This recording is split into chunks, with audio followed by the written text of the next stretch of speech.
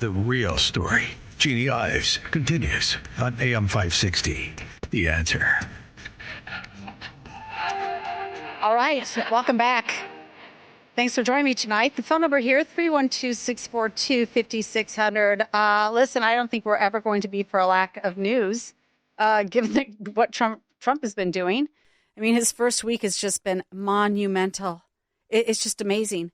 From, releasing the J6ers to then now pardoning all the folks that got needlessly, shamefully, judiciously put into prison simply for protesting at a Planned Parenthood, protesting to save life.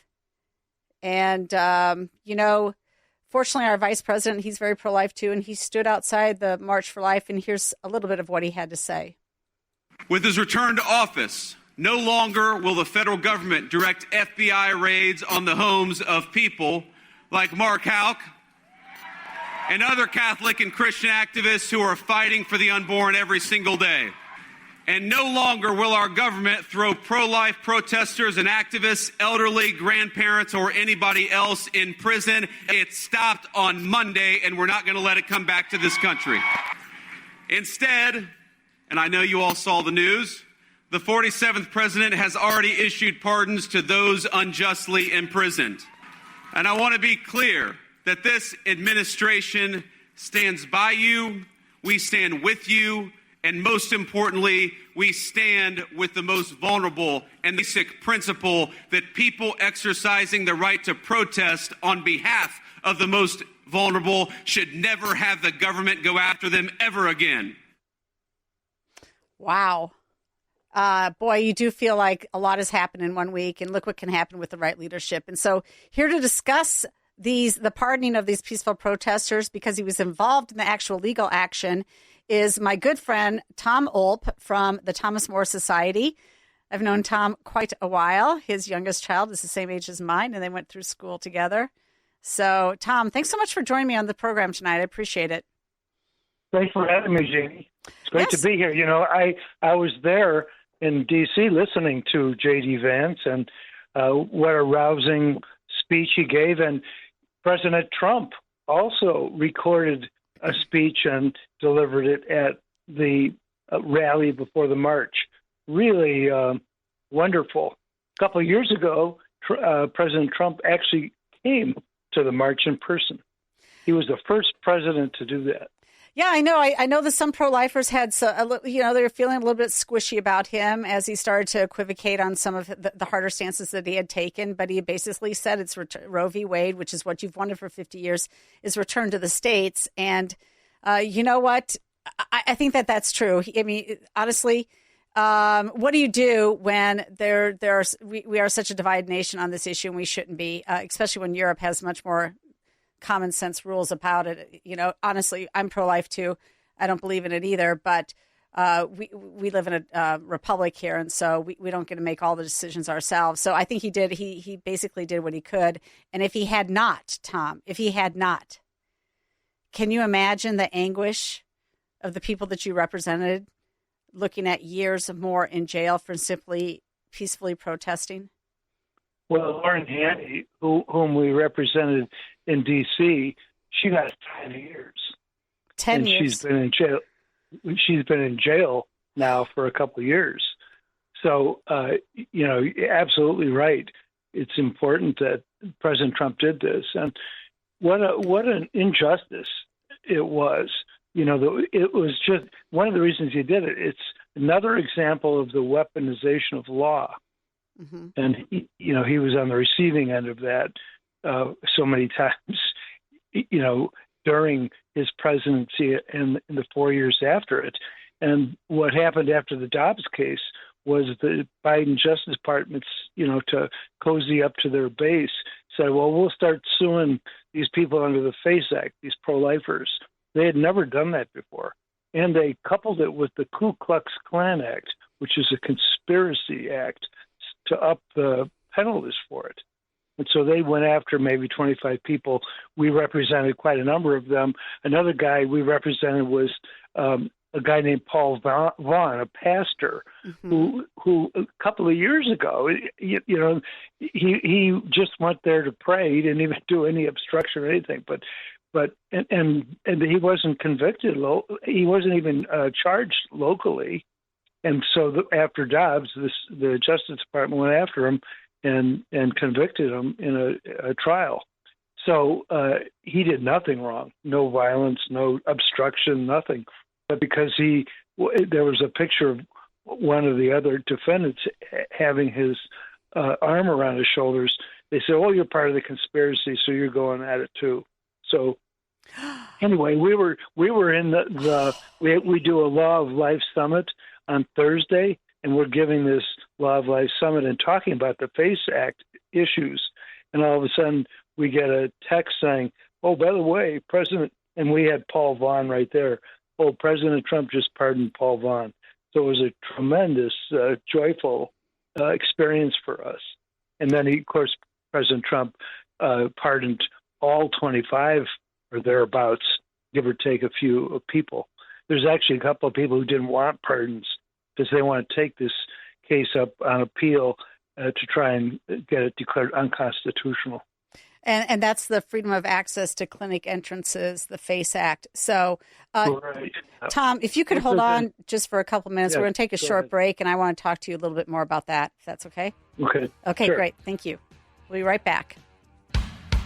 All right, welcome back. It is The Real Story with Jeanne Ives, and we still have Thomas More Society lawyer Tom Olp on the line. And Tom, we had left off just talking about the FACE Act and the likelihood that it may be overturned because, of course, this has been used essentially to persecute pro-life people praying at pregnancy or at abortion clinics. This was the FACE Act, Freedom of Access to Clinic Entrances Act, was passed in the first Clinton administration in 1994. And what they didn't like is that they don't like the sit-in kind of, the Operation Rescue was a sit-in kind of movement following after Martin Luther King Jr. and Gandhi. And, that was never federalized, right? Well, the Clinton federalized these kinds of pro-life actions to try and shut down, clinics that were murdering unborn children. And yet they never used the FACE Act until after the Dobbs case, when Biden decided to weaponize it. And one of the things that they did is there were a lot of incidents of violence against pregnancy centers, but they never, maybe one or two, they used the FACE Act there. But in almost like over 100 cases, they did nothing. But the few pro-life cases, they went right after them. So we're trying to get it declared unconstitutional. The Supreme Court has not decided that question. And so we would like to, there's no reason for this to be a federal violation because the pro-life actions are on a local level. They don't affect commerce. There's no basis for the law. In addition to the litigation that we're going to be involved with, there are legislative efforts to overturn the law, too. Chip Roy has had hearings on this, and he has 35 co-sponsors on a bill to eliminate the FACE Act. So we're going to keep working at it to try and get rid of it, and so this never happens again. Okay, so you said that a couple folks that were pardoned by Trump that were in jail because of violation of the FACE Act, you said that they were going to refuse the pardon so that they could then be a test case to the Supreme Court. They don't have to stay in jail refusing the pardon, or what? No, what in happens? fact, my understanding is the ones that don't want a pardon is they're not in jail. Oh, they're not in jail. Okay, right. Okay. Their terms are over. Right. So they don't feel like they have a serious jeopardy if they don't accept the pardon. Okay, so one more thing I want to talk to you about real quick here. You're right about so much of what happens in terms of abortion happens locally. It also happens at the state level. Of course, Illinois is an abortion haven. I mean, there was a little bit of good news. It looks like 4 Planned Parenthoods are going to shut down in the state of Illinois. In large part, though, that's because they're doing more chemical abortions, so they can simply ship those through the mail, and less surgical abortions, and so they make less money off of a chemical abortion. And so, for whatever reason, they don't have they're not profitable, so they are going to shut down. It looks like 4 Planned Parenthoods. Well, that's good news. That is good news. It's also good news that in Danville, I don't believe it was a Planned Parenthood clinic, but it was another abortion clinic, Affirmative Care Solutions in Danville. It's and they moved out of Indiana looking for a friendly state to reside in, and they have not been able. It's been 2 years since they first were going to open. There was a massive press conference, and there's been pushback at the local level, and they have still not opened. And it was such an important story that CNN actually wrote a story about Danville's local citizens and leadership. Their city council approved an anti-abortion ordinance with a supporting vote from the mayor. And so essentially, even though state law supersedes local policy, they write, the ordinance can't be enforced. The animosity is loud and clear, and they have not been able to go forward to the point where they can't even get contractors in there to do the work. So that's a good news. That's really good news. Mm-hmm. It's very good news, and it shows how important local opposition is. You know, our overseers in Springfield, you know, they're not necessarily, totalitarian dictators. Hey, we have some rights. By the way, Jeannie, we have another case out of Carbondale. That's a bubble zone case. Yes, good. And on Friday, we don't know the result yet, but on Friday there was a conference in the Supreme Court. We've petitioned the Supreme Court to take the case to overturn Hill v. Colorado, which is the Supreme Court case in 2000 that upheld bubble zones. Bubble zones are a direct restriction on the First Amendment. So this war is not over, needless to say. Well, and it's going to get more and more intense. Well, and we're going after it. Trump's making it even more interesting. He signed an executive order enforcing the Hyde Amendment and similar laws that prevent federal funding of elective abortion, reflecting a longstanding consensus that American taxpayers should not be forced to pay for that practice.